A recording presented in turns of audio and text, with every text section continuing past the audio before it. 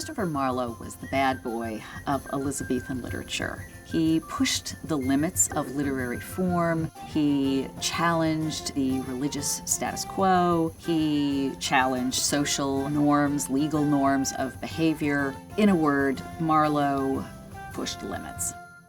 There is no record of Christopher Marlowe's birth date, but there are records of his baptism on February 26, 1564, in Canterbury, England. Marlowe was the son of a shoemaker. He attended the King's School and then won a scholarship to Cambridge University. Cambridge University hesitated to grant Christopher Marlowe his master's degree in 1587 because they suspected that he may have converted to Catholicism. But the Crown, or namely the Privy Council, intervened on Marlowe's behalf to give him the degree. So this has led scholars to speculate that Marlowe must have been an agent for the Crown.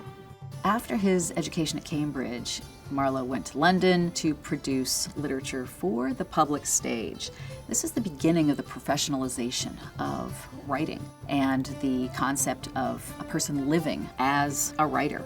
Marlowe managed to figure out what his audiences wanted: violent, sensationalistic fiction, and he provided that. Marlowe's first play, Dido, Queen of Carthage, was performed in London in the late 1580s. Marlowe was just before Shakespeare in terms of achieving popularity and fame in the Elizabethan theater.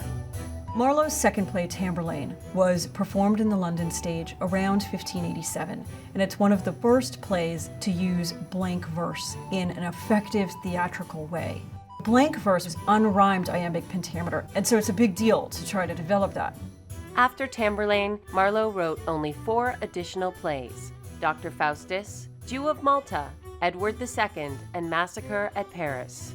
Christopher Marlowe had a wonderful influence on Shakespeare. Marlowe's plays often resulted in a similar play by Shakespeare, which dealt with very similar themes, as if Shakespeare were one-upping Marlowe, which is the way Elizabethan theater often worked.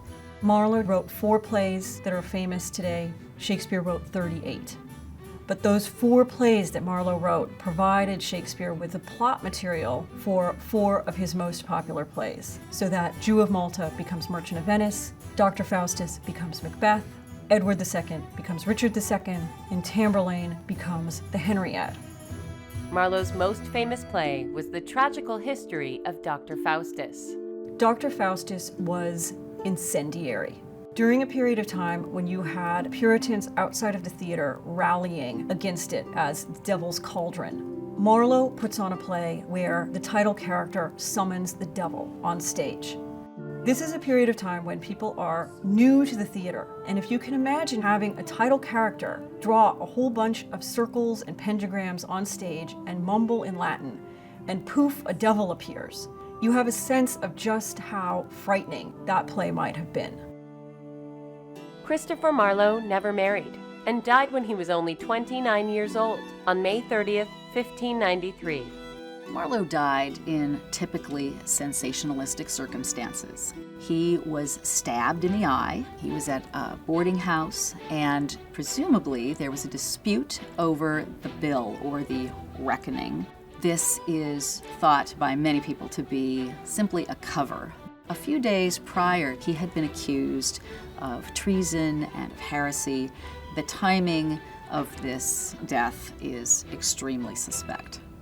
Despite the fact that Marlowe was only writing plays in London for 6 years, he is one of the top 10 English playwrights of all time.